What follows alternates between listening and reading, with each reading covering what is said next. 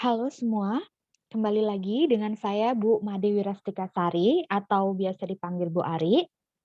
Hari ini Ibu akan menjelaskan materi mengenai surplus konsumen dan surplus produsen, serta materi tentang ketidakseimbangan pasar. Nah, surplus konsumen ini menunjukkan keuntungan yang diperoleh konsumen karena mereka membeli suatu komoditas. Keuntungan tersebut diperoleh konsumen karena harga yang berlaku lebih rendah dari harga yang mau dibayarkan.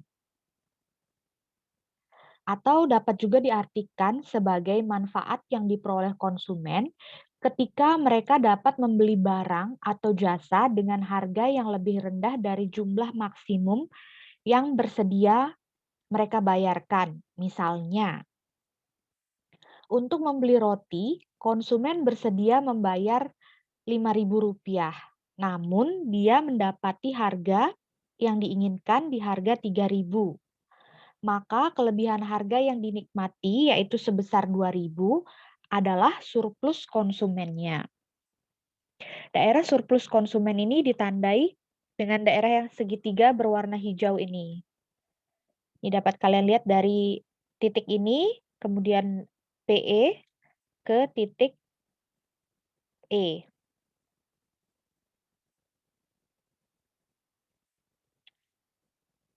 Nah, selanjutnya, harga suatu barang di pasar itu menunjukkan seberapa besar konsumen ingin membayar untuk unit terakhir barang yang dibelinya. Dalam konsumsi suatu barang, konsumen akan mengikuti prinsip the law of diminishing marginal utility. Artinya, bahwa seorang konsumen akan memperoleh nilai utilitas yang lebih besar pada saat mengkonsumsi unit pertama, kedua, dan seterusnya, sehingga nilai utilitas yang diperoleh semakin menurun. Nah, utilitas ini maksudnya adalah kepuasan. Gitu. Jadi, kepuasannya itu akan semakin menurun ketika semakin banyak barang yang dikonsumsi. Misalnya, kalian ini sangat ingin sekali makan nasi puyung. Nah, ketika kalian akhirnya bisa dapat makan satu bungkus nasi puyung, mmm, nilai yang kalian berikan dari skala 1 sampai 10, nilai kepuasan yang bisa kalian berikan ketika kalian makan, nasi puyung bungkus pertama, itu 10. Kemudian ketika kalian makan bungkus kedua, perut kalian kan tentu sudah ada batas maksimumnya kan. Jadi ketika kalian makan nasi bungkus yang kedua, nilai kepuasan kalian tuh menurun tidak sepuas yang pertama saat, "Wah, akhirnya bisa makan nasi bungkus ini," gitu. Jadi ketika yang kedua, kepuasan kalian mungkin sudah tidak 10 lagi ketika kalian berhasil makan bungkus yang pertama. Mungkin yang kedua itu kepuasan kalian sudah berada di tingkat 8 gitu. Terus kemudian makan nasi bungkus yang ketiga, mungkin sudah terlalu kenyang, bisa kepuasan kalian tuh jadi 5. Nasi bungkus yang keempat, aduh sudah kenyang sekali, mungkin kepuasan kalian cuman 3 atau 2. Nah, seperti itu. Jadi, implikasinya adalah bahwa konsumen akan mau membayar dengan harga yang lebih tinggi pada unit pertamanya. Kemudian menurun untuk unit kedua dan terus menurun pada unit selanjutnya, seperti itu. Nah, kemudian ada namanya surplus produsen. Jadi surplus produsen adalah ukuran keuntungan yang diperoleh produsen karena mereka beroperasi pada suatu pasar komoditas. Keuntungan tersebut diperoleh karena harga yang terbentuk di pasar melebihi harga yang mau mereka tawarkan pada tingkat penjualan tertentu. Atau dapat juga diartikan sebagai keuntungan yang dicapai produsen ketika mereka dapat menjual barang yang melebihi harga terendah yang bersedia mereka terima. Atau dengan kata lain, yaitu perbedaan antara total pendapatan yang diterima oleh produsen suatu produk dan jumlah minimum yang mereka butuhkan untuk memproduksi dan menjual produk itu. Gitu.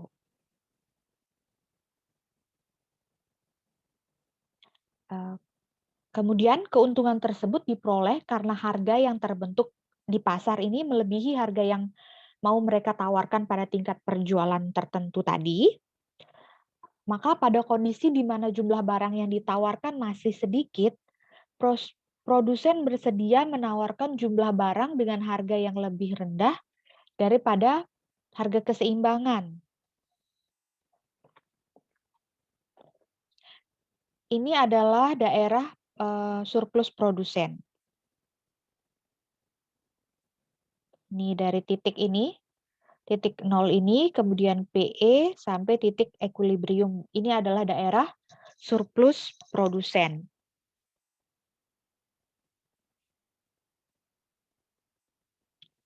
Kemudian ada contoh soal, diketahui fungsi permintaan dan penawaran barang X adalah sebagai berikut.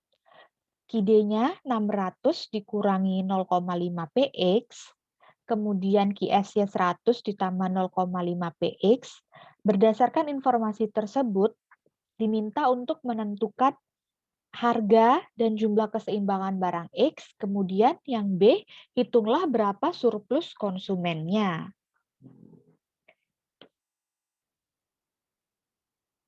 Nah ini, untuk jawaban yang soal A, keseimbangan itu dapat tercapai pada QD sama dengan QS. Terus kemudian kalian tulis persamaannya. 600 dikurang 0,5 PX sama dengan 100 ditambah 0,5 PX. Maka 600 dikurangin 100 itu 500, kemudian sama dengan 0,5 PX ditambah 0,5 PX sama dengan 1, jadi PX-nya yaitu 500. Kemudian jumlah keseimbangannya, ini tinggal dimasukkan saja nilai PX-nya ke persamaan QD. 600 dikurang 0,5 kali 500, jadi ketemu hasilnya 600 dikurangi 0,5 dikali 500 itu 250, jadi 600 dikurangi 250 sama dengan 350. Kemudian yang QS 100 ditambah 0,5 PX, 100 ditambah 0,5 dikali 500, 250, 250 ditambah 100, 350. Jadi harga keseimbangannya adalah 500, kemudian jumlah keseimbangannya adalah 350. Kemudian untuk menjawab soal B, untuk mencari surplus konsumen, perlu dicari dahulu harga per unit barang X pada saat QD, pada saat kuantitasnya sama dengan 0. Jadi QD-nya ini kita tulis 0, kemudian 600 dikurangi 0,5 PX.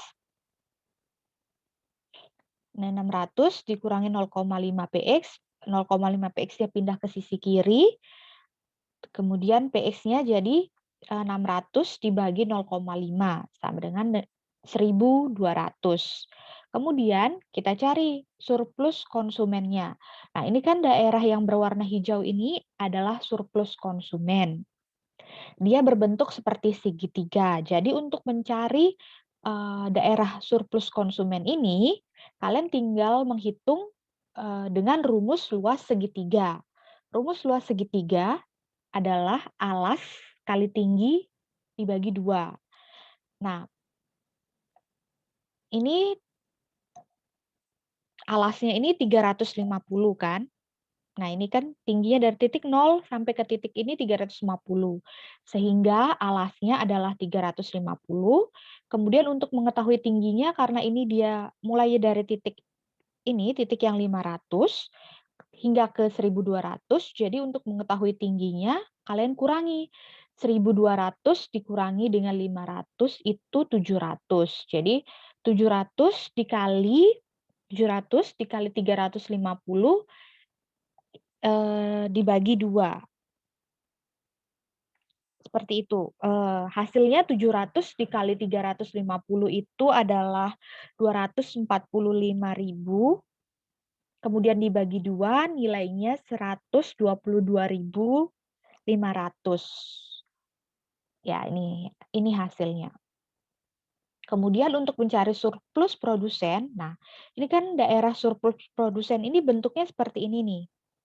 Dari sini, titik ini ke sini, kemudian ke sini. Nah, kalian bisa mengikuti cara yang ada di contoh ini. 100-nya ditambah 350 dibagi 2, kemudian dikali dengan tinggi ini ke sini, 500. Nah, itu dapat hasilnya 112.500. Atau kalian bisa pakai cara, ini kan bentuknya seperti ini ya, segiti. Nah, seperti ini bentuknya nih ya. Kalian bisa tarik garis dari titik ini ke atas, kan bentuknya seperti persegi panjang. Jadi ketika kalian coba tarik garis dari sini ke atas itu, jadi terlihat seperti ada dua bangunan. Ada persegi panjang, nih, ini ada persegi panjang, dan ada segitiga. Kemudian kalian bisa hitung dulu luas persegi panjangnya. Kalau untuk mengetahui luas persegi panjang kan panjang kali lebar. Nah, panjangnya ini dari titik 0 ke sini 500. Nah, panjangnya ketemu 500. Kemudian lebarnya berapa? Kan dari titik ini ditarik garis putus-putus ke atas. Nah, ini. Jadi lebarnya tuh dari 0 sampai 100. Nah, jadi untuk luas bangunan yang pertama yang berbentuk persegi panjang itu 500 dikali 100 dapat 50.000. Nah, kemudian kalau mau mencari luas bangunan kedua itu kan berbentuk segitiga. Segitiga rumus luasnya alas kali tinggi per 2. Alasnya sudah ketemu nih, 500. Alasnya sudah ketemu 500. Kemudian tingginya ini berapa? Nah, tingginya kan dari titik sini ke titik sini. Berarti kan ini dari 0 sampai 100, kemudian sisanya itu sampai ke 350. Berarti tingginya 350 dikurangi 100. Untuk tahu yang dari sini ke sininya itu berapa? Nah, itu kan 250. Nah, jadi untuk menghitung luas bangunan kedua yang berbentuk segitiga itu 500 dikali 250, kemudian dibagi 2. 500 dikali 250 itu ketemu 125.000 dibagi 2 hasilnya 62.500. Nah, jadi untuk mendapatkan luas surplus produsen ini tinggal ditambah luas bangunan satu yang tadi persegi panjang dengan yang segitiga. Jadi 50.000 ditambah dengan 62.500 itu hasilnya sama. 112.500. Ketemu sama-sama 112.500. Jadi kalian bisa pilih kalian mau pakai cara yang ini dengan rumus yang ini atau mungkin biar kalian lebih paham, kalian lihat bangunannya, oh dibagi 2, ini kan ada persegi dan segitiga. Oh hitung luas persegi panjangnya dulu, kemudian hitung luas segitiganya, kemudian ditambahkan, maka ketemulah luas surplus produsennya. Seperti itu ya. Nah, kemudian materi yang selanjutnya itu membahas tentang ketidakseimbangan pasar. Ketidakseimbangan pasar ini umumnya terjadi karena adanya intervensi. Intervensi itu maksudnya campur tangan. Jadi adanya intervensi pemerintah, maksudnya ada campur tangan pemerintah untuk memberi dorongan kepada produsen atau melindungi konsumen. Jadi beberapa intervensi pemerintah itu berupa kebijakan-kebijakan seperti dengan menetapkan floor price atau harga harga lantai, kemudian ada selling price, jadi floor price tadi untuk melindungi produsen, kemudian selling price itu untuk melindungi konsumen. Terus yang ketiga ada kebijakan jual beli, ini tujuannya untuk menstabilkan harga di pasaran.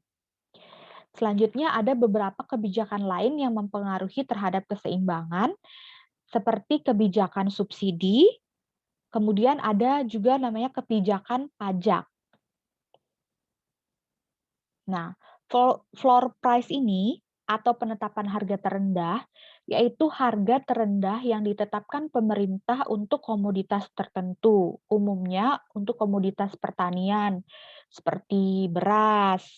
Nah, floor price ini ditetapkan di atas harga pasar yang berlaku dengan maksud memberi dorongan kepada petani untuk berproduksi dan juga melindungi si petaninya ini gitu. Jangan sampai dia rugi seperti itu. Nah, floor price ini ditetapkan di atas harga pasar yang berlaku dengan maksud memberi dorongan pada petani untuk berproduksi tadi. Konsekuensi dari floor price yaitu meningkatkan jumlah barang yang ditawarkan, kemudian menurunkan jumlah barang yang diminta. Nah, kenapa begitu? Karena kan harganya lebih tinggi. Jadi orang kalau harga lebih tinggi pasti dia akan menawarkan barang lebih banyak. Misalnya seperti harga cabai sekarang. Harga cabai lebih tinggi, orang pasti akan semangat, petani maksud Ibu akan semangat menanam cabai, kemudian menawarkan untuk mendapatkan untung yang lebih tinggi, mereka pasti akan lebih semangat menawarkan cabai. Barang cabai yang ditawarkan itu akan jadi lebih banyak. Tapi karena harganya lebih mahal, orang mungkin yang dulu ketika cabai harganya murah, oh konsumsi cabainya bisa 1 kilo seminggu gitu. Tapi karena sekarang harga cabai sedang tinggi, mmm, maka orang yang mungkin dulu mengkonsumsi 1 kilo seminggu jadi 0,5 kilo seminggu gitu, karena wah mahal sekali gitu, sehingga menurunkan jumlah barang yang diminta, seperti itu. Dan konsekuensi lainnya yaitu menciptakan surplus di pasar. Ini daerah Q2 sampai Q1. Surplus pasar. Nah, bagaimana cara mengatasi surplus di pasar yang kelebihan barang yang ditawarkan itu tadi? Karena kan tadi ketika harganya ditetapkan lebih tinggi, jumlah yang ditawarkan meningkat, tapi jumlah yang diminta menurun. Nah, kelebihan jumlah penawaran itu diatasi dengan pemerintah membeli surplus dan disimpan di gudang.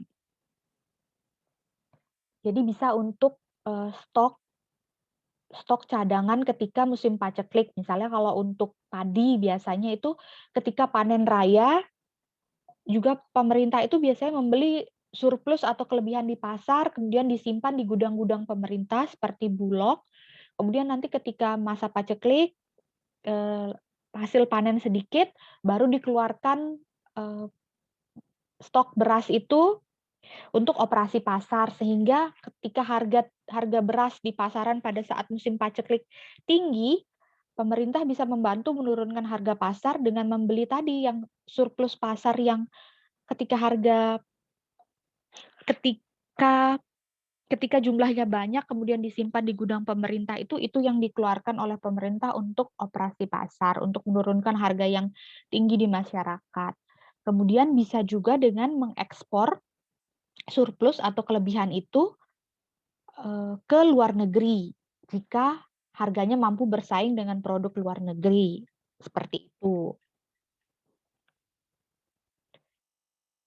Kemudian bagaimana dampaknya dari floor price ini terhadap surplus konsumen dan surplus produsen tanpa ada kebijakan stok dan ekspor. Jadi efek floor price ini kepada konsumen itu perubahan surplusnya menjadi minus A di daerah A ditambah B. Kemudian terhadap surplus produsen, eee, efek perubahannya itu menjadi A ditambah C dikurangi C ditambah D, sehingga tinggal daerah A dikurangi D, gitu. Kemudian kepada pemerintah tidak ada efek apa-apa, kemudian net loss-nya ini atau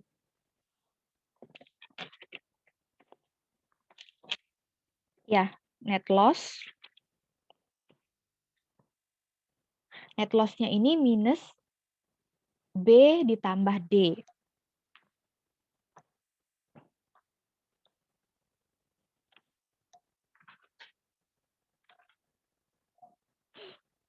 Nah, selanjutnya ada selling price atau penetapan harga tertinggi, yaitu intervensi pemerintah dalam menentukan harga suatu komoditas yang bertujuan untuk melindungi konsumen. Selling price ditetapkan di bawah harga pasar sehingga lebih banyak masyarakat yang mampu membeli komoditas tersebut.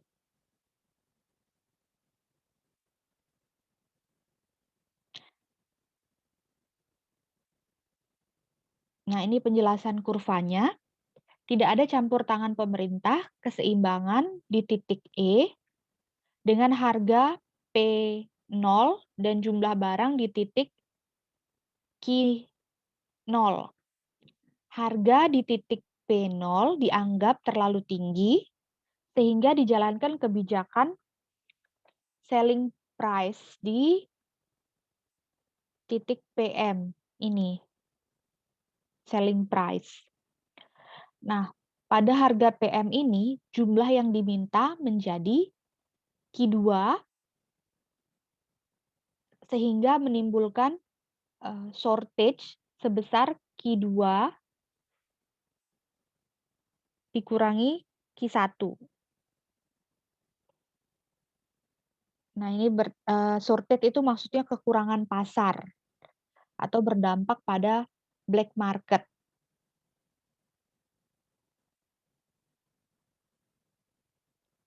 Nah, ini jadi ketika harganya ditetapkan lebih rendah daripada harga yang di pasar, ada kelebihan penawaran. Maksud Ibu ada kelebihan permintaan, tapi jumlah yang ditawarkan sedikit. Nah, itu jadi adanya kekurangan pasar itu tadi. Nah, ini bagaimana dampak selling price terhadap customer surplus dan produsen surplus bila tanpa kebijakan operasi pasar dan impor, maka dampaknya terhadap konsumen itu menjadi ini, daerah A ditambah C dikurangi A ditambah B sehingga sisa C dikurangi B. Nah, kemudian terhadap produsen dampaknya itu minus C ditambah D. Kemudian pada pemerintah tidak ada dampak apa-apa. Kemudian net loss ini maksudnya kerugian bersihnya itu minus B ditambah D. Selanjutnya ada support price. Ini adalah kebijakan harga yang dibiayai pemerintah. Kebijakan harga floor price pada harga PM ini atau P2 dilakukan dengan membeli Q2 dikurangi Q1. Pengeluaran pemerintahnya P2 buka kurung Q2 dikurangi Q1 tutup kurung atau daerah B, D, E, F, G, H. Ini adalah pengeluaran pemerintah. Kuantitas ini dibeli oleh pemerintah dan dapat dijual di pasar internasional atau disimpan digunakan pada saat paceklik. Nah, itu. Efek dari support price kepada konsumen terhadap perubahan surplusnya itu sama, daerah minus A ditambah B, kemudian pada produsennya efek perubahan surplusnya menjadi daerah A, B, E. Nah, kemudian pada pemerintah menjadi minus B, D, E, F, G, H. Nih. Kemudian kerugian bersihnya atau net loss-nya itu minus B, D, F, GH. Seperti itu. Kemudian kebijakan jual beli ini untuk menjaga kestabilan harga pada pasar bebas. Pemerintah juga menetapkan kebijakan jual beli. Nah, ini keseimbangan terjadi di titik E. Kemudian bila produksi mencapai Q2, harga dapat merosot di bawah P0. Untuk menghindari merosotnya harga tersebut, pemerintah membeli sebanyak Q0 sampai Q2 ini dibeli oleh pemerintah untuk disimpan. Bila produksi hanya Q1, pemerintah menjual stoknya Q0 ke Q1 ini. Akhirnya kestabilan harga dengan permintaan dapat dipertahankan di D1. Ini D1 dan D1. Gitu.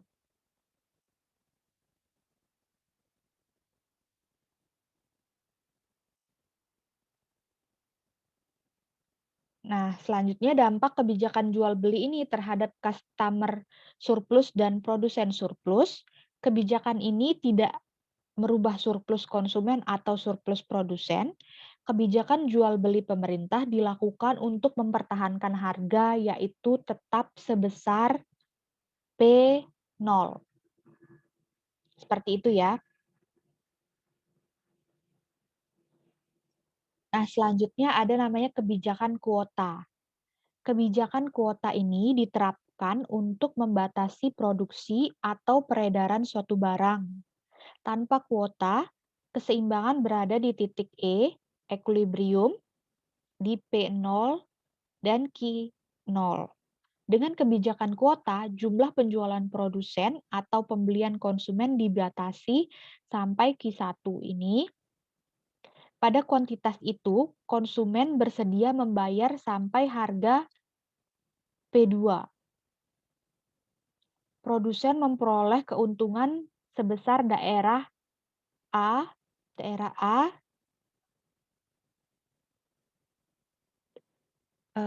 dikurangi E, kemudian konsumen kehilangan sebesar daerah A ditambah B. Ini kehilangan konsumennya. Dengan demikian, kuota menyebabkan kerugian bersih seluas B ini ditambah E. Ini daerah yang kehilangan. Jadi efek dengan diberlakukannya kuota, konsumen perubahan terhadap surplusnya menjadi minus A ditambah B, kemudian produsen daerah A dikurangi E, kemudian net loss-nya, kerugian bersihnya itu minus B plus E, daerah E. Selanjutnya,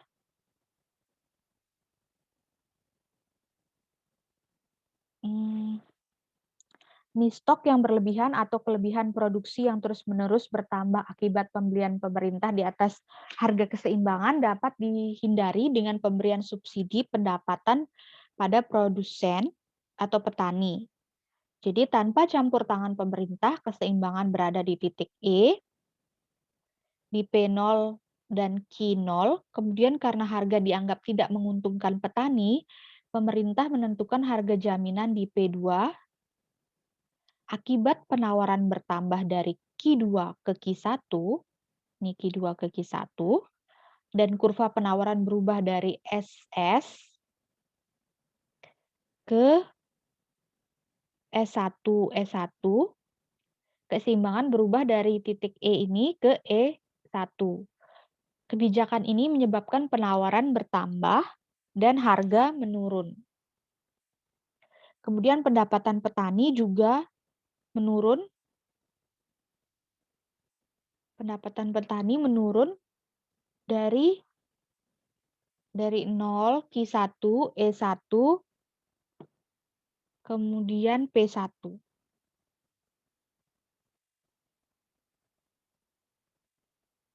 Oleh karena itu, diperlukan subsidi sebesar P1, E1, E2, P2 sehingga pendapatan para petani menjadi dari titik nol ini Q1, E2, dan P2.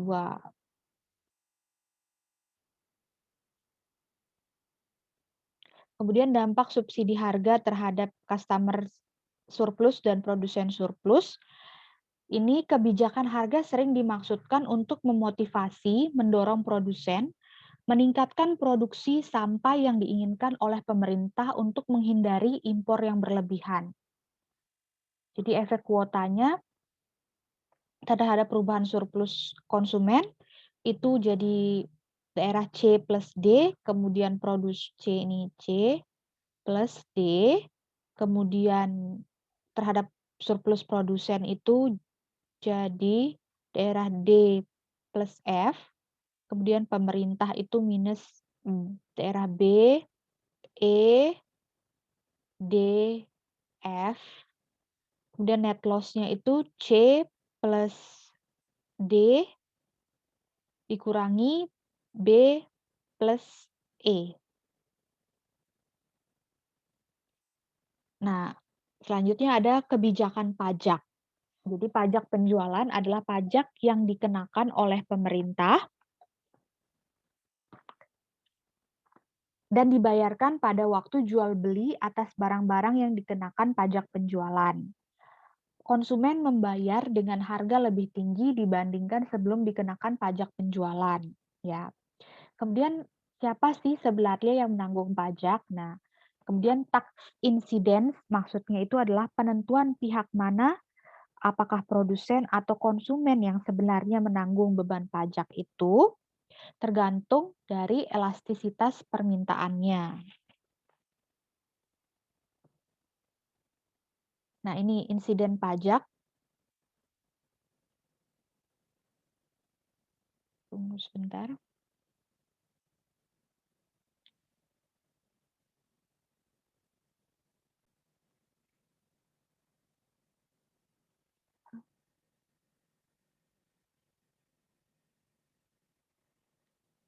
Ya, kita lanjut lagi. Tadi sampai slide ini.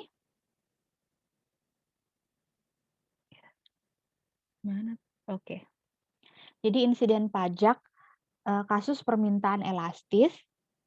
Sebelum pajak penjualan, permintaan D dan penawaran SX, keseimbangan di titik E0 pada tingkat harga 500 dan kuantitas yang diminta 40. Kemudian misalkan pajak dikenakan Rp200 per unit barang, maka penawaran akan berubah dari SX ke SX aksen, kemudian keseimbangan juga berubah dari E0 ke E aksen, dan harga naik menjadi 550 per unit dan kuantitas yang diminta turun menjadi 30. Jadi pada kasus permintaan elastis, beban pajak 200 yang ditanggung konsumen hanya 50 dan produsen penjual menanggung 150. Kemudian untuk kasus kedua, insiden pajak pada kasus permintaan inelastis. Jadi sebelum pajak penjualan permintaan tetap sama di D, kemudian penawaran di SX, kemudian keseimbangan di titik E sama harga 500 pada diminta 400. Nah, kemudian setelah ditetapkan pajak sebanyak 200 per unit barang, maka keseimbangannya akan berubah dari titik E0 ke titik E aksen dan harga naik menjadi 650 per unit dan QX turun menjadi 36 unit. Jadi pada kasus permintaan inelastis, beban pajak yang Rp200 per unit barang itu ditanggung konsumen sebesar 150 dan produsen penjual hanya menanggung 50. Nah, kita lanjut ke contoh soal. Ini dari pasar komoditas diperoleh informasi sebagai berikut. QD 150 dan dikurangi 10 PX, kemudian QS-nya 5 PX. Selanjutnya terhadap pasar komoditas tersebut, pemerintah memberikan subsidi sebesar 1,5 per unit komoditas yang dijual. Tunjukkan dampak pemberian subsidi tersebut pada keseimbangan pasar. Nah, kemudian yang kedua diketahui fungsi permintaan QD 600 dikurangi 0,5 PX, fungsi penawaran QS sama dengan 100 ditambah 0,5 PX. Nah, berdasarkan informasi tersebut, ditanya tentukan harga dan jumlah keseimbangan barang X, kemudian bila dikenakan pajak penjualan barang X sebesar Rp100 per unit, tentukan kondisi keseimbangan pasar PX dan QX setelah adanya pajak tersebut. Nah, penyelesaiannya ini sama, keseimbangan awal QD ditambah QD sama dengan QS, kemudian kalian buat persamaannya, kemudian dihitung, yang ini 150 dipindahkan ke sisi kanan, kemudian yang ini dipindahkan ke sisi kiri, jadi PX 150 dibagi 15, PX-nya 10, kemudian setelah subsidi sebesar 1,5 per unit, maka keseimbangannya berubah. Jadi yang semula QS sama dengan 5 PX, jadi PX sama dengan QS dibagi 5. QS per 5.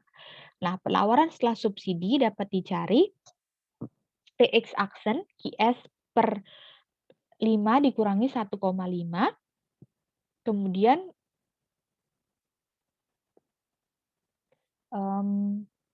PX aksen ditambah 1,5 sama dengan QS per 5, jadi 5 dikali PX, 5 dikali 1,5. Nah, hasilnya jadi QS aksen itu 5 PX ditambah 7,5. Kemudian keseimbangan barunya QD sama dengan QS aksen.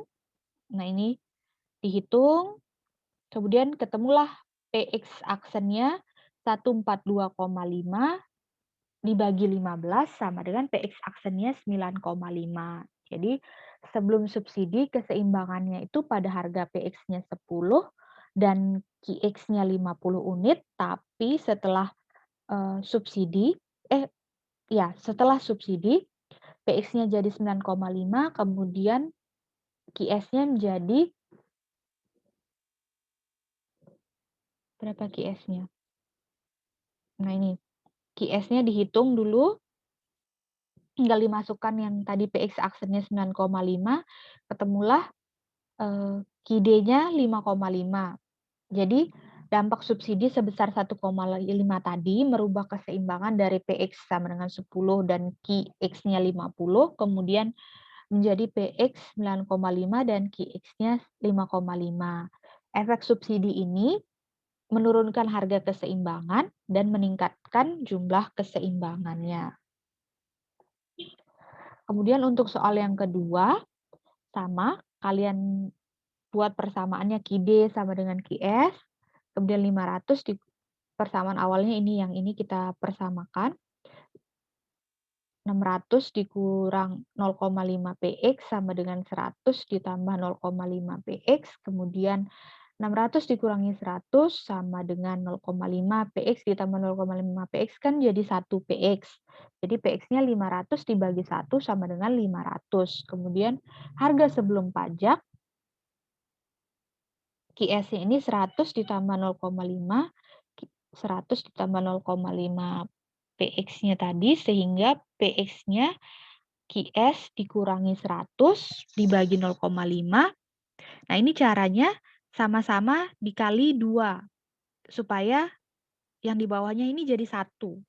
Jadi ini 2 dikali 0,5 kan 1. Kemudian QS dikali 2 jadi 2 QS dikurangi 100 dikali 2 jadi minus 200. Nah, jadi makanya persamaannya PX sama dengan 2 QS dikurang 200. Kemudian setelah pajak harga menjadi PX aksen sama dengan 2 QS dikurang 200 ditambah 100. Ini pajaknya. Kemudian yang minus 200 ditambah 100 kan jadi minus 100. Jadi PX aksen 2 QS min 100. Fungsi penawaran setelah pajak berubah menjadi ini kan, persamaan ini. Nah, kemudian 2QS dipindah ke sini, PX aksen ditambah 100. Kemudian, QS aksennya ini, PX aksen ditambah 100 dibagi 2. Jadi QS aksen sama dengan ini 100 bagi 2, 50, kemudian 1 dibagi 2 kan 0,5 PX aksen. Nah, keseimbangan baru setelah pajaknya menjadi persamaan seperti ini. 600 dikurang 0,5 PX sama dengan 50 plus 0,5 PX. Jadi 600 dikurangin 50, 550, 0,5 ditambah 0,5 sama dengan 1. Jadi 550 dibagi 1 tetap 550. Nah, selanjutnya mencari QD-nya tinggal dimasukkan 600 dikurang 0,5 dikali 550 itu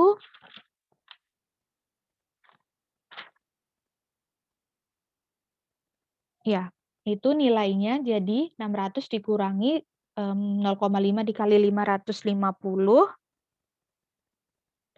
jadi 325, kemudian QS-nya 50 ditambah 0,5 dikali 550 sama dengan 325.